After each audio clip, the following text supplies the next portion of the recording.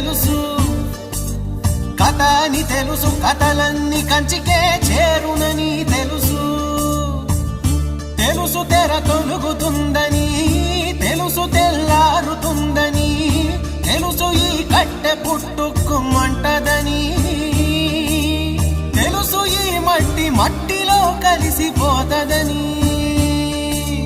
ఇన్ని తెలిసి ఇరకాటంలో పడిపోతావు ఎందుకని? మాయా